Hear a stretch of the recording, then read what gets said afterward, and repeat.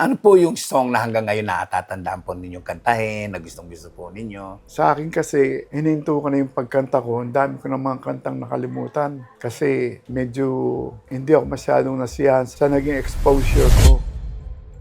Umuwi ako, nakipag-iwalay ako doon. Iniwanan ko yung 3 kong anak. Pagbalik ko sa Pilipinas, liton-lito ako.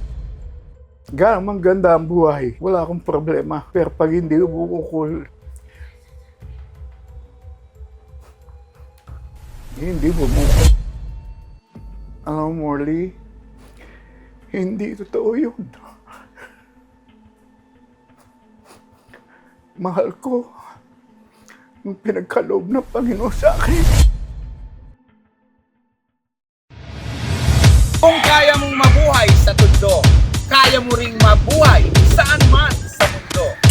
Morley Alinio. Ito ang Tundo. Yes! Magandang hapon, Luzon, Visayas at Mindanao. Nako, kung medyo pausban ako ay pagpamanhin po ninyo dahil sa sobrang sipag na ito. Pero ang nakakatuwa at ang nakakaloka, super mega nakakabaliw, sa kauna-unang pagkakataon, sa loob ng maraming dekada, ngayon lang po ito lalabas sa atin. Ngayon lang po siya magpapa-interview. Ilang dekada na ito ang kinikilala, ang nirerespeto, ang ginagalang na Tom Jones ng Pilipinas. Please welcome Rudy Ginaski. Salamat. Kumusta kayo? Eto po, Paos.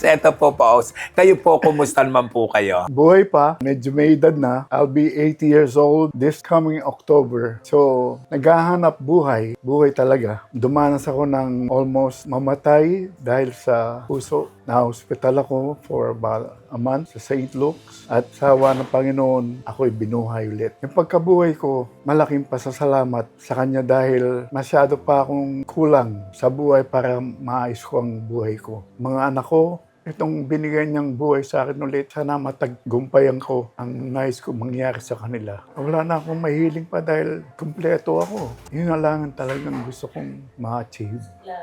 Matagal na panahon na nawala ang isang Rudy Ginaski. Isang kilalang artista, nakagawa ng maraming pelikula, umawit na may dala, tagpatibok ng ating puso. Dala-dala ang mga ritmo ng kanyang awitin na masasabi natin the best. Sa pagkakataong ito, alamin natin kung ano nga ba talaga ang tunay na nangyari. Bakit nga ba nawala sa showbiz ang isang Rudy Ginaski? Pero bago yan, alamin muna natin ang kanyang mga nakaraan. Paano nga ba na-discover ang isang Rudy Ginaski sa showbiz? May nightclub ako na ang pangalan ay Libra. Maraming mga military servicemen, mga Amerikano na pumupunta sa aking nightclub na nag-guest sa Maynila, doon sa panahon ni Ramon Zamora. Ang dami niyang kinukuha mga Amerikano dito sa Clark. Kaya nung kinuwento ako sa kanila na mahusay daw ang kumanta, hanggang sa makonbinse yung director na si Nick Miranda at pumasyal sa club ko. Nung marinig niya ako, kagad niya ako binigyan ng kanyang calling card at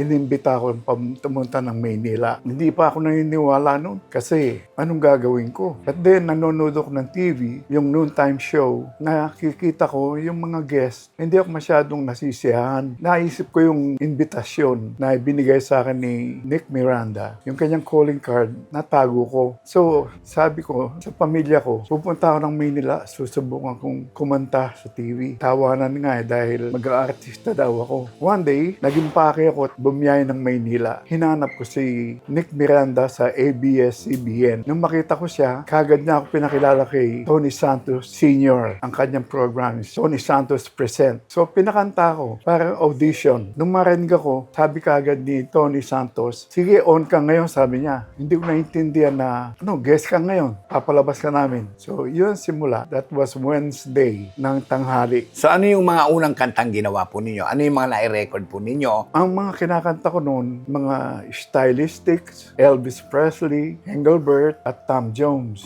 Dahil yun ang mga gusto ng mga customer ko. Ngayon, nung kumanta ako ng Elvis Presley, sabi niya, every Wednesday, balik ka. Bigas na kita kanya. Regular na siya. Oo. Nung pagbalik ko, sabi niya, gawin kitang Wednesday at Friday. Dalawa na. Naligayahan ako, nasiyahan ako. And then nakita ako ng Channel 4, ginesta ko ni Heidi Season. Nung kumanta kumanta ako, nagustuhan ako, pinakilala ako sa Vicor. Yun, ang buhay ko nagsimula na doon. Hanggat sa paulit-ulit na akong pumupunta ng Maynila at nag-recording, ginawa ko ng Vicor. Yun ang buhay ko. Ano po yung kanta na nagpakilala sa inyo na masasabi natin kinumpose? Meron po ba kayong nagawa na sarili kanta? May mga ginawa ako like Goodbye My Love, Goodbye, You, Naghihintay Ako. Itong Naghihintay Ako, na-record ko sa Dyna Records. Dahil 2 years lang ako sa Vicor and then lumipat ako sa Dyna. Sa Dyna, marami akong na-record. Ito nga Naghihintay Ako, tsaka Simple Lang Ang Buhay. Sila ang halos nagustuhan ng masa. Ano po yung song na hanggang ngayon natatandaan po ninyong kantahin, na gustong-gusto po ninyo? Sa akin kasi, hininto ko na yung pagkanta ko. Ang dami ko ng mga kantang nakalimutan. Kasi medyo hindi ako masyadong nasiyahan sa naging exposure ko. Magtataka ako bakit. Ano po yung kanta na hanggang ngayon po ay natatandaan nyo, gustong-gusto nyong kantahin? Yung Meron po ba? naghihintay ako, Pwede po bang pasample ng konti? Konti lang po. buksan ang damdaming natutulog at pakinggan mo ang puso ko. Alay ko'y pag-ibig na di magmamaliw. Tanggapin mo sana pag-ibig na wagas. Hayaan mo na sanang ibigin ka hanggang wakas.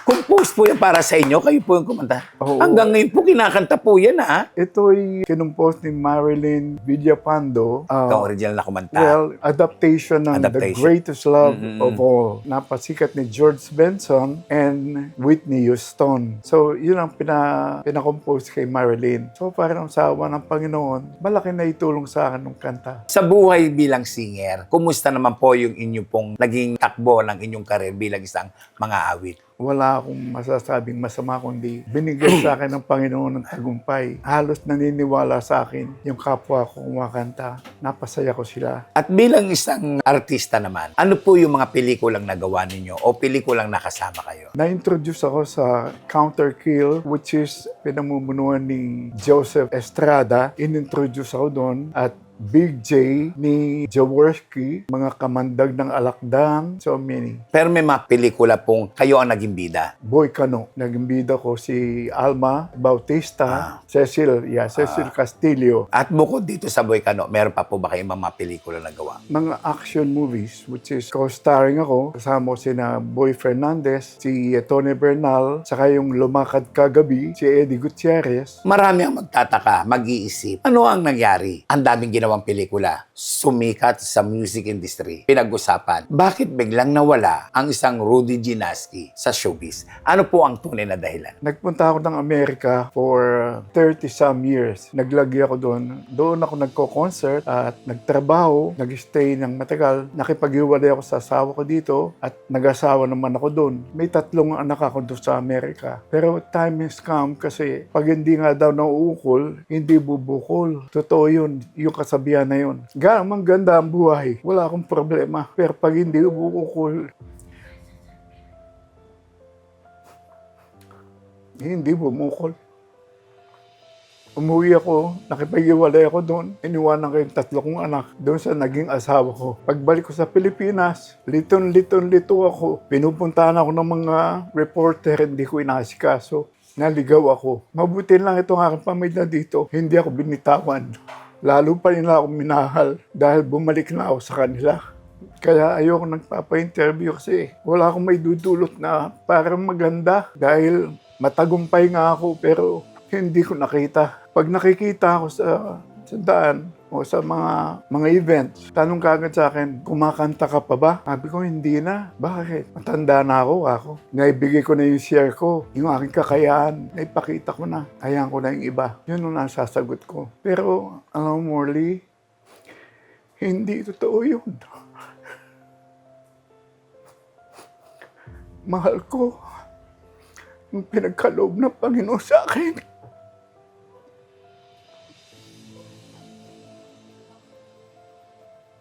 Kaya yata, nung magkasakit ako, 5 barado ang puso ko, 5. Kagad, sabi ng doktor sa St. Luke's, kailangan i-bypass ako. Kung hindi, 5 beses ako na heart attack. Pero ayoko pang mamatay dahil yung mga anak ko, naiisip ko, hindi pa sila handa. Na-bypass ako, inahabol ang buhay ko. Namatay ako, mga ilang minuto. Kaya ako nasasabing ilang minuto because habang tinitignan ako ng doktor, 2 sila. May napatiran daw akong ugat. Yung isa sabi niya, habulin natin. Naririnig sila nag-uusap. Sabi ng isa, wala, mahirap. Hanggang sa nawalan ako ng malay. Bumalik ang aking sarili nung makita ko. Nakatawa sa akin. Si Jesus. Nakatawa sa akin. Nakatakip na pala yung mukha ko sa kumot. Patay na ako. Sabi ni Jesus, binuksan yung kumot, binaba. Nakita ko nga siya, nakatawa. Salamat po, Diyos ko. Naisip ko na binuhay na niya ako. Hindi na ako mamamatay. Ano pong gusto niyang gawin ko? Dahil iniisip ko, nasa langit ako, pabababayin na ako. Wala akong gusto, sabi niya. Ang gusto ko lang na gawin mo, magpatotoo ka. Na hindi ako katahang isip lang. Ako'y totoo. Ang daming tao na hindi pa naniniwala sa akin, sabi niya. Kaya kung ano-ano ang kanilang mga pinaggagawa, sumasamba sa mga hindi dapat sambahin. Buhay ako, sabi niya. Sabi mo lang na totoo ako. Wala akong ibig ng paggawa dahil nagawa na ng aking mga apostles. Ang dapat gawin. Nasabi na lang nila, ang dapat sabihin. Yun lang. Ibig sabihin po, pangalawang buhay nyo na ito. Pangalawang buhay ko. At ito rin ang isa sa mga dahilan. Ang dami pong gusto mag-interview si isang Rudy Ginaski. Pero siya po mismo nagsabi na paulit-ulit niyang pinahihindian. At nagpapasalamat tayo na bigyan tayo ng pagkakataon. At itong pagkakataon na to ay hindi po natin sasayangin. Dahil sabi nga po ni Rudy, kaya siya humarap ay para magpatotoo. Yun po ang dahilan sa interview ito. Ibig kong ipaalam sa madla na totoo po siya. Itong mga nagaganap sa atin ngayon, napakalungkot. Hindi po niya gusto to. Sa katunayan, habang ako ay nakaratay, isang dumating sa akin na pagtanggi sa ating Pangulo. Ewan ko bakit nasama yun. Sinabi sa akin na huwag kong tangkilikin ang ating Pangulo. Sir Rudy, maitanong ko lang sa inyo, maiba lang po tayo ng kwentuhan. Balikan po natin ang showbiz. Noong mga panahon kayo ay mga nag-anak, kayo po ay nag-aartista pa. Sino-sino po ang mga nakasama nyo? Bukod kay Alma Moreno, kay Beth Bautista, nakasama nyo po ba sina Fernando Fo Jr.? Sino po yung mga action star na nakasama natin? Si Fernando po, makakasama ko sana siya sa pelikulang Agila. Mag-shoot kami sa Mindanao. Noong panahon nun, masyado akong busy. Kung minsan, makatulog lang ako sa sofa, may mga bisita pa akong darating, hindi ko man ma-entertain sa pagod. So, natanggihan ko yung pelikula ni Fernando po. Ang pinalit sa akin si Jay Ilagan. Si Joseph, nakasama ko sa Counter Kill. May gagawin pa sana kami pelikula yung alas 5 ng hapon, gising na ang mga anghel. Co-starring na ako doon. Kaso, tinanong ko si Director Augusto Benaventura kung anong aking maging role. Kasi doon sa mga pelikula ko, Counter Kill, mga iba pa, palagi ako namamatay. Yung aking role, hindi nagugustuhan ng aking mga fans. Pag nakikita ako, oh, namatay ka, sabi niya, gusto sa pelikula. Yung bang hindi ko sila nakikitang nasisiyahan, na ano sa dibdib ko, naging seryoso ako. Sabi ko kay Director Augusto Benaventura, ano ba ang role ko dito? Kukunan natin muna yung sa may bangka, sabi niya sa Olongapo, na pinatay ka. Sabi ko, ano? Mamamatay na naman ako? Direct, sabi ko, alam mo, ako, kinumento ko yung sinasabi ng mga fans. Sabi niya, maganda itong gagawin ko sa'yo. Magiging underdog ka. Pagkukwentuhan ka ng mga tao. Oo nga, pinagkukwentuhan ako, pero palagi naman yung patay ako, sabi ko. Hindi ako nasisiyahan. Yun ang magandang role mo. Tanggapin mo, huwag kang magko-complain. Hanggang sa pinilit ko yung gusto ko, baguhin niya yung role ko. Ang director, itong si Augusto Benaventura, matigas na director to. Basta pagdating sa action, personal director ni Joseph Estrada ito. Hawak siya. Hindi niya ako napilit. Talagang gusto kong palitan niya yung role ko. hindi ko naman siya napilit kasi yun ang gusto niya. So, hindi ko ginanap yung gusto niya. Kumuha siya si David Brodet, yun na pumalit sa akin. Tapos, nag-show ako sa Eduardo's, pinuntahan ako ni Joseph para tanungin lang kung bakit hindi tinanggap yung role. Sinabi ko sa kanya, ang totoo. Yun lang, hindi naman ako tinanong pa ni Joseph. Sa pelikulang Boy Kano, kayo po ang bida. Oh. Kumusta naman po yung Boy Kano na yan? Yung Boy Kano, produced ni Dorothy La Portesa na nagkaanak na pangalan sa Sunshine Cruise. Yun ang unang pelikulang na admit sa California sa mga local movies. Yun lang ang balita ko. Si Dorothy La Portesa, ang anak niya si Sunshine Dizon. Sunshine Dizon, I'm sorry, hindi Cruz. Hindi Cruz. Hindi Cruz. Anyway po, nung ginagawa po ninyo yung pelikula na pinagbibidaan po ninyo, na marami kayong pelikulang nagawa, hindi ba kayo nang hinayang dahil sikat kayo, kilala kayo, tapos bigla kayo na maalam sa showbiz? Walang panghihinayang? Nangihinayang ako. Yung time na dapat in-spend ko sa Pilipinas at nag-concentrate, nag-focus, ginawa ko, iniwanan ko ang Pilipinas. Nagpunta ako ng Amerika at doon nag-stay ng over 30 years. Sir, linawin ko lang po. 2 beses nyo na po nabanggit sa akin ng naligaw ako. Linawin lang po natin. Ano po yung ibig nyo tukuyin doon sa salitang naligaw ako? Yung pagkaligaw ko, nung dumating ako dito, hindi ko alam ang gagawin kung paano ko bumalik sa showbiz. Yung taong kakausapin, wala na rin dito. Mga bago halos sa mga nagmamanage na mga talent. So, hanggang sa nag-shy away na ako. May kumukuha sa akin, sasabihin ko, busy ako, wala akong time. Hanggang sa kumunti ng kumunti ang naghahanap sa akin. May club ako, paminsan-minsan, doon ako nagkumakanta, yung naging hanap buhay ko.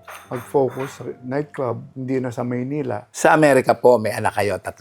Okay. Ano po naging buhay nyo doon? Maganda ang buhay ko. Wala akong reklamo sa buhay. Mahal ako ng Panginoon. Nag-car sales ako. Benta ako ng mga kotse. Napagtagumpayan ko rin yun. May mga rewards na tinatanggap. Pag top salesman of the month, top salesman of the year. Maganda ang naging buhay ko. Sa showbiz po, anong kayo ay kasagsagan ng inyong paggawa ng pelikula at kasagsagan din ng inyong pagkanta sa music industry? Ano po yung mga award na natanggap po ninyo? Yan ang isang malaking katanungan dito, kaya isang bagay na pinagdamdam ko. Tinanong ko yung naging manager ko, wala namang may sagot sa akin.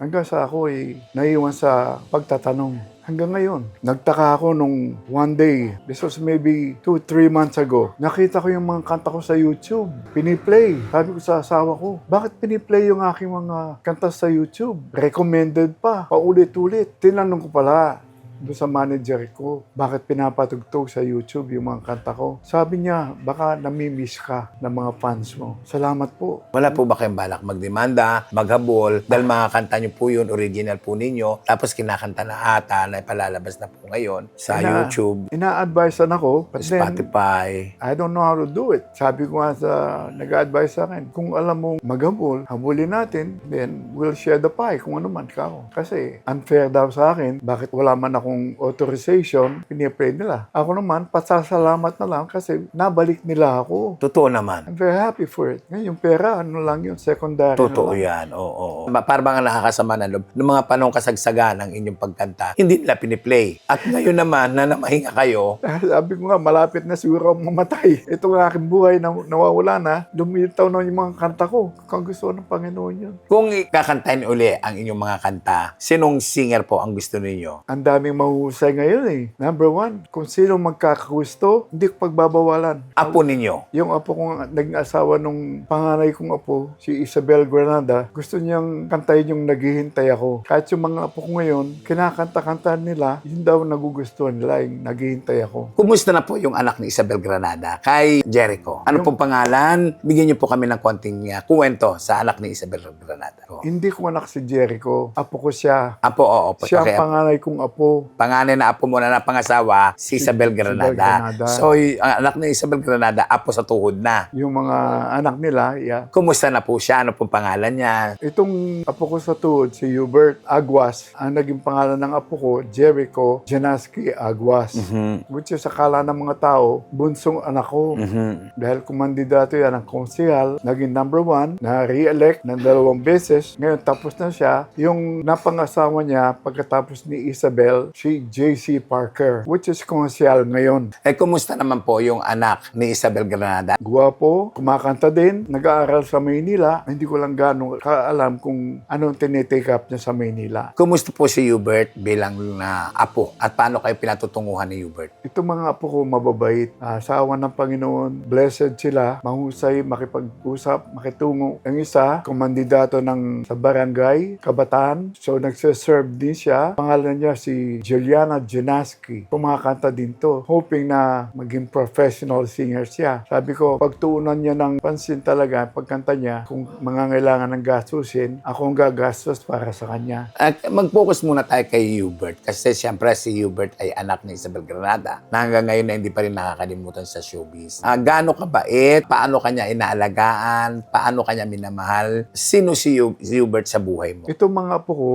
ni isa sa kanila, walang nag-alaga. Hindi ako inalagaan kasi palagi din akong lumalabas. Kalahati ng araw, linalabas ko, namamasyal. So itong mga apo ko, wala na rin panahon na mag-asikaso sa akin. Pero mababait itong mga apo ko. Hindi palkibuhin si Hubert, kumakanta nga. Kumisan, pag may event kami, may birthday, kakanta siya, playing his guitar. Magandang tignan, magandang panoorin kasi nakikita ko, sarili ko sa kanila. Kay Hubert, nakita mo yung sarili mo sa kanya?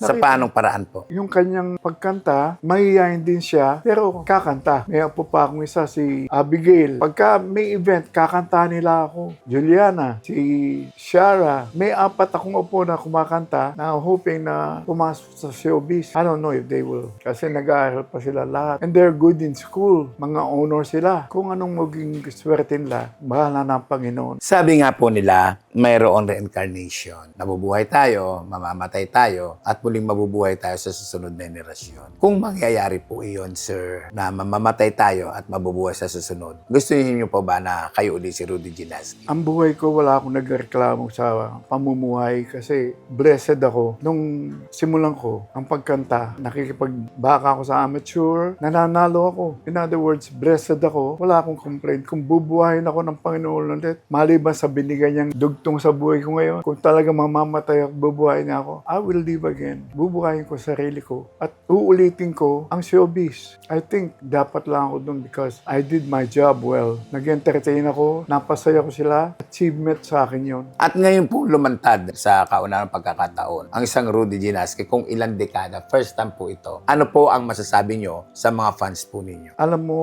ang showbiz, hindi madali. Ito'y very, very sensitive. Ito'y pag-uusga sa pagkatao mo, sa kakayanan mo. Kung halimbawa, hindi ka nakakuha ng tagumpay, ito palagi kong ina-advise, binabahagi sa aking mga kakilala na naniniwala sa akin. Huwag kayong patalo. Keep on doing it. You're like a boxer. Suntok sa hangin. Suntok pa hanggang tumama. Suntok na suntok. Huwag kayong mawawala ng pag-asa. Sir Rudy, mula sa pagsalin ninyo sa mga competition noon, sa mga amateur singing contest, sa paggawa ng musika, hanggang sa pag-aartista, hanggang sa kinauupuan nyo po ngayon, na ako po ay kausap ninyo. Ano po ang realization po ninyo sa buhay ng isang Rudy Gilasky? Ano po ang mga natutunan ninyo? Ang realization, yun nga, sa pagkasisimulan mo, yung bagay, huwag mong lolokohin. Maging seryoso ka. Kasi sa pagganap mo, makikita sa yun. Makikita sa pagkanta mo, sa pag-arte mo, kung ikaw ay seryoso. Kasi kung halimbawa, linalaro mo lang, halimbawa, kanta-kanta ka lang, alam din ng tao yun. Hindi ka seryoso. So, hindi kasi seryosoin ng mga tao. At napakaswerte po ng isang Rudy Gilasky. 80 years old na siya. Pero maayos ang kaisipan. Nakapaglalakad, nakapag-exercise, kumakanta. Normal na normal. Unlike dun sa kairadan niya o mas bata pa sa kanya na may mga problema na. Sir Rudy, ano po ang inyo pong sikreto? Bakit malakas pa po kayo? Nakakanta po kayo? Wala akong sikreto. Tapos na nga sana ako eh. Pero binuhay pa ako ng Panginoon. I guess because hindi pa tapos talaga ang mission ko. May pagagawa pa sa akin na gusto kong ibahagi sa mga anak ko bago man lang ako mamatay. Maniwala na sila sa sinasabi ko. Kasi kung halimbawa magpapamana ako sa kanila, yung mamanahin nila sa akin, baka problemahin pa nila. Baka pambayad ng tax, hindi makabayad dahil ganong kalaki ang pamamahagi ko. Sa pagkain, nakahiligan ko ang steak. Palagi akong, nung nasa Amerika ako, nakakatatlong steak ako, 3 hiwang malalaki. Hanggang sa ma-diagnose ako na magkaka-diabetes ako kung hindi babaguhin ang lifestyle ko. Hindi ako naniniwala, wala akong alam sa diabetes. So, kain pa rin ako ng kain ng steak. Hanggang, yun nga, nagka-diabetes ako. Pag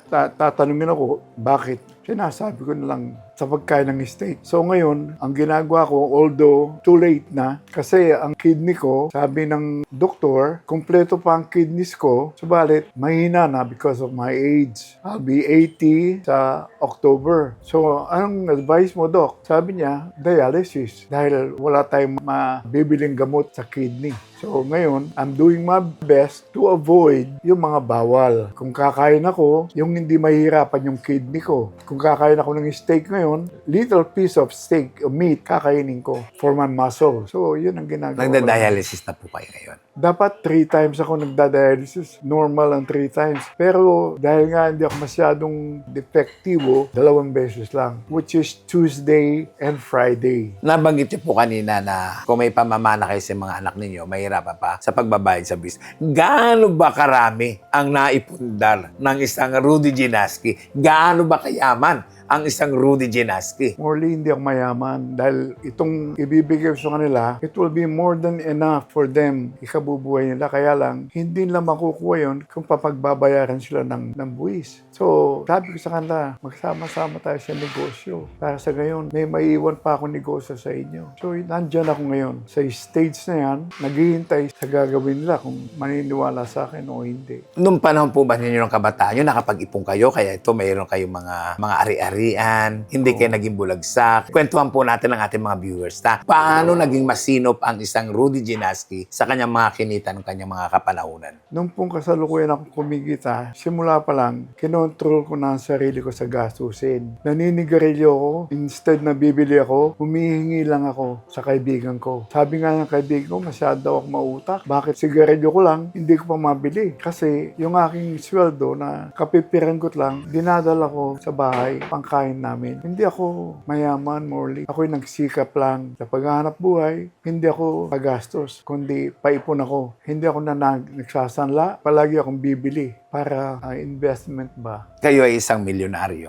Sabi nila, At sabi ng lahat, kumusta ang buhay ng isang milyonaryo? magastos. Pag daw dumadami ang kita mo, dumadami ang gastos mo. Kaya itong mga anak ko, bago mahuli ang lahat, kailangan pag-isipan nila. Dahil, tingnan mo, yung operation ko, sino mag-expect na biniyak ang dibdib ko? Nagastosan ako ng 4.7 million. Kung wala akong naipon, patay na ako. Kasi sa ospital, bago ka gagamutin, pabibilang ka ng gamot. Pag wala kang gamot, dead ka.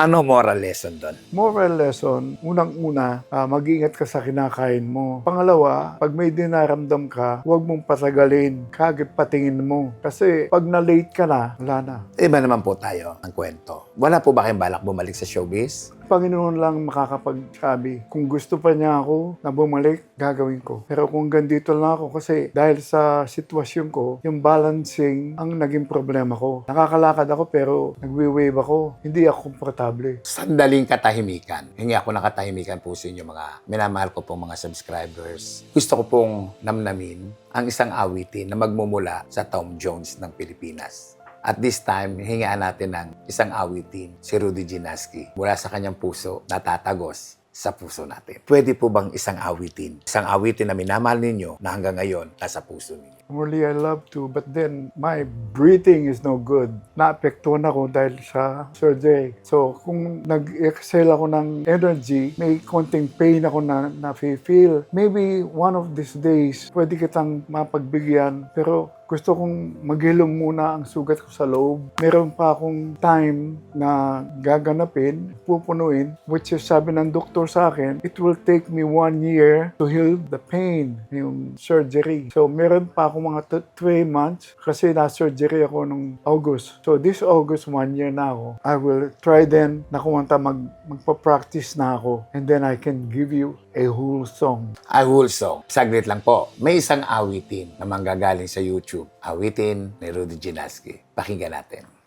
Iaalay sa iyong paanan, kagandahang di mapantayan, mga sandaling puno ng kasiyahan, maghahandog sa'yo, likas na pagsuyo, tunay na kahati, bahagi ng buong buhay mo. Tunay ang pangako ko na maghihintay ng habang buhay. Masdan mo't naghihintay, hintay pagbayad mo. Hinihintay ang pagtupad, yung init ng kaligayahan.